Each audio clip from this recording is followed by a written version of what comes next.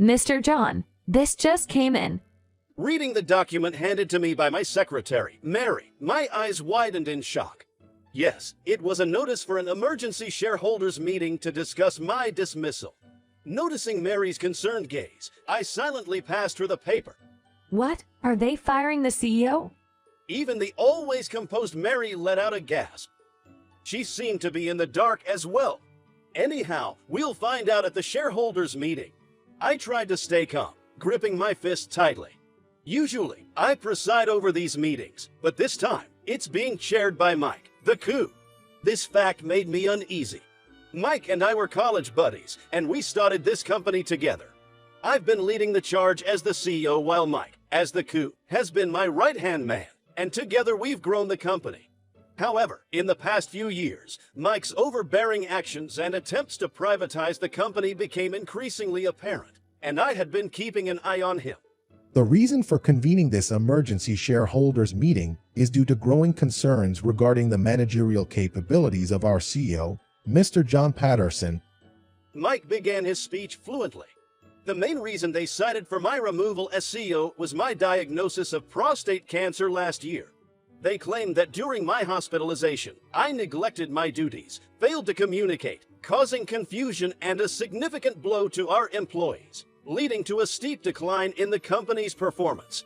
Furthermore, there's a chance my cancer could recur, making it uncertain when the company might face such a crisis again. The consensus was that they needed to remove me from my company immediately and have a new CEO to turn things around. That's a preposterous accusation. I immediately retorted. During hospitalization, I was in touch with Mike almost daily. Mike had told me not to worry and take it easy, assuring me that everything at the company was fine. However, Mike coolly stated, I never received any communication from Mr. John during his hospitalization. No matter how many times we reached out, we never got a response. I was stunned by his blatant lie. This sudden betrayal was bewildering. I thought of pulling up the email history, but now I remember. About a month ago, we were informed of a virus in the company's IT system. As I had ordered its repair, all the internal emails were deleted. Without a doubt, this was all part of Mike's plan. Wait a minute. I exchanged emails with Mr. John daily, discussing work reports and consultations. All our exchanges are still on my phone. Mary shouted out. The communication with Mike was through the internal email, but my exchanges with Mary were on company-owned cell phones, so they weren't deleted. But Mike had another reason up his sleeve. It was the possibility that my cancer might come back, and I'd need to be hospitalized. Prostate cancer has a high survival rate and can be cured completely.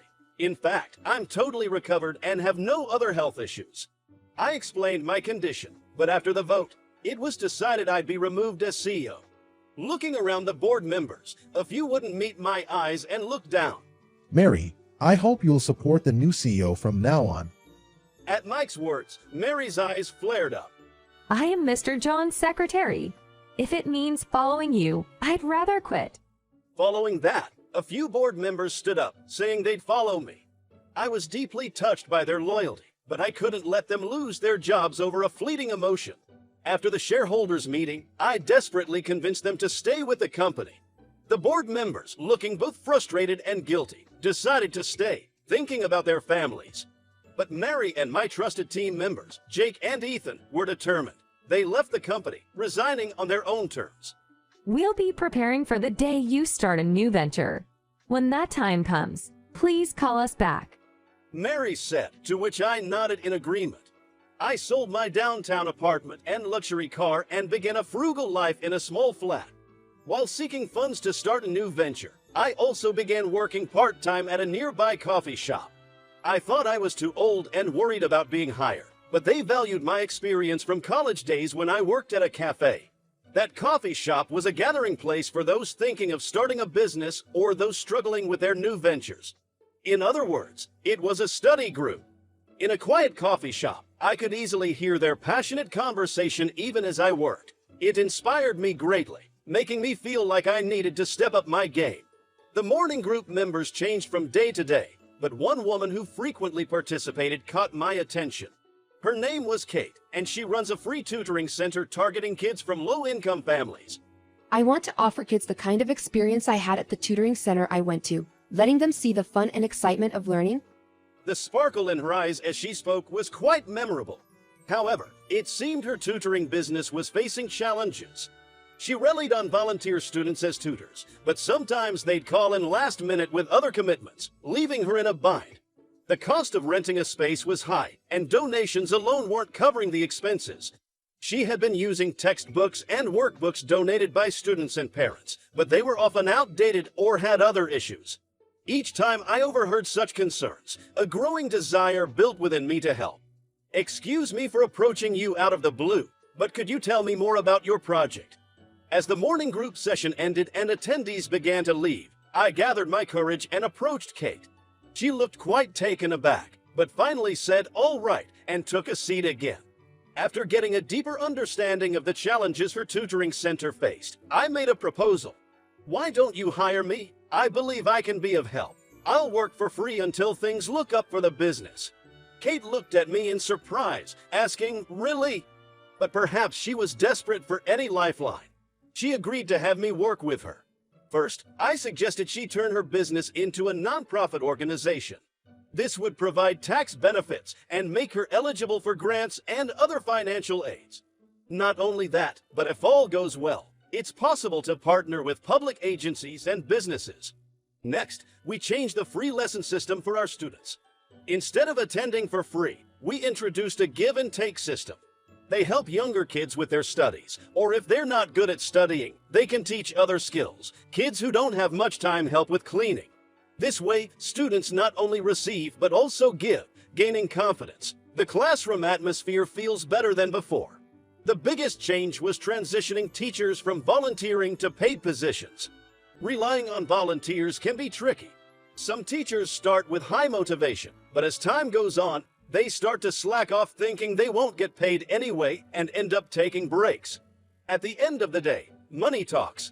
After starting to give salaries, teachers stopped canceling on short notice, and they became even more dedicated to their classes. We provide the latest textbooks and workbooks. Otherwise, we can't keep up with school curriculums, and it puts us at a disadvantage for entering university. I visited the City Hall multiple times, explaining the purpose of our tutoring center and requesting grants. It took a while to get the grant approval, but from there, our network expanded and we found supporting businesses. Many reviews caused our student numbers to skyrocket, and our efforts began attracting media attention. Kate was featured in TV and magazine interviews, and even online news highlighted her. As a result, the number of students wanting to join exploded. By this time, I was receiving a decent salary from Kate. There was a request to expand our classroom, but the two of us alone couldn't handle the operations. I was approached by Kate about hiring more staff, and I confidently responded, "If that's the case, I know some excellent people." Upon my invitation, Mary, Kyle, and Ethan quickly joined us. We've been waiting for this moment. Please, let us help. Their passionate words left Kate stunned. Just who are you? Then I revealed my past for the first time. I once ran a tutoring center myself. It became successful and expanded nationwide, and I even started publishing textbooks and workbooks. However, I was betrayed by my co-partner, was removed as the CEO, and was forced out. Kate's center is nonprofit, so there's no risk of being targeted by the company I used to work for. Plus, with my experience, I believed I could help. Kate, still spurist, hesitantly asked, The tutoring center you ran. It's the same one that provided the textbooks you gave us, right? "Yes, that's right." Suddenly, Kate's eyes widened even further. Oh my. I attended your center. You taught me the joy and fun of studying. I can't believe I've been working with the man who founded it. She was blushing with excitement. I felt both embarrassed and pleased. Let's all work together to reach out to kids nationwide who can't afford tutoring. Mary took on tasks like scheduling, setting up appointments with the city and supporting companies, and handling the media. Thanks to the help, my workload decreased significantly, allowing me to focus on my primary tasks. Kyle went out to research areas with a high concentration of low-income families for potential new tutoring center location. Ethan visited the centers to support the teachers and also took on the responsibility of liaising with parents. This is how Kate's tutoring center steadily gained a reputation. Then, one day, we received a partnership offer from a particular company. Yes, it was my company that Mike had taken over. Only Kate was making media appearances, and I had asked to keep my name out of it, so Mike wasn't aware I was involved with this company. Mary looked up. Mike, we're all set. I nodded in acknowledgement. On the day of the meeting, looking up at the familiar building, I felt a rush of adrenaline. As I entered the lobby, murmurs rippled through the crowd. Mr. John. I smiled at the surprised receptionist and informed her of Kate's visit. She could have used my name, but she refrained and led the way. Former Vice President Mike is waiting for you in the CEO's office. I nodded slightly and stepped into the elevator. Reaching the top floor, the awaiting secretary stepped back in surprise. Sophia, it's been a while. When Mary, who used to be secretary pals with her, smiled at her, Sophia turned pale and led us to the CEO's office. Mr. Mike, you have visitors. Sophia didn't mention we were with her. It seems that even the secretary isn't on Mike's side. Well, thank you for taking the time to. Mike's cheerful expression froze as he saw me. That's a polite greeting. Thank you. His voice grew louder the moment he saw my face. Why the hell are you here? Kate stepped forward. Mike has been working with us as a consultant. We came to decline your offer. We have no intention of letting you take over our company. Mary backed her up. We've already found out that while you mentioned a partnership, you intended to exploit our name and our status as a nonprofit to sweeten the deal for yourself. Kyle and Ethan continued. That's not all. Even after Mike was ousted, we kept in touch with the executives and staff and conducted our own investigation. Mike, you embezzled funds intended for expanding the tutoring centers, used them to pay off gambling debts from casinos, and held a shareholders meeting out of fear of Mike finding out, didn't you? Mike turned ghostly pale. Gray, where do you have such evidence? Responding to his question, Mary held up the evidence, and Mike fell to his knees. After that, the IRS initiated an audit, and in collaboration with the police, Mike was arrested for embezzlement. Naturally, the CEO was fired. Not just that, the board members who had taken money from Mike were also let go. Later, although it might seem too late after all the betrayal, could you please come back? Our company has no one but Mr. John to rely on. Former employees came to me, pleading. Among them were board members who said they would follow me. I had no intention of returning to that company. But Mary, Kyle, and Ethan strongly wanted me to come back. Kate also asked me, please support the Academy of My Memories. I really appreciate it. I returned as the CEO, and Mary rejoined me as my secretary. I asked Kyle and Ethan to liaise with Kate's company. We once again partnered with Kate's company and provided our published reference books and workbooks for free and shared our teaching know-how. We were afraid of complaints from the parents who are paying high tuition fees, but since we are not sending instructors and we have a completely different system, they actually welcomed us warmly. I don't know how to thank you, John. I really appreciate it. Kate thanked me, and I quickly bowed in gratitude. I should be thanking you for giving me another chance. Also, Mary, Kyle, Ethan, thank you for believing, waiting, and supporting me. Tears welled up in Mary's eyes. We could wait for you like this because besides the severance pay, you paid us a year's salary. Thanks to that, we could investigate the company internally and prepare to return immediately when needed. Kyle and Ethan nodded in agreement. I'm blessed to have such good subordinates. John, I look forward to our continued partnership. I responded to Kate with a smile. Same here, looking forward to it. Though we cater to different students, our shared passion is to convey the joy and fun of studying.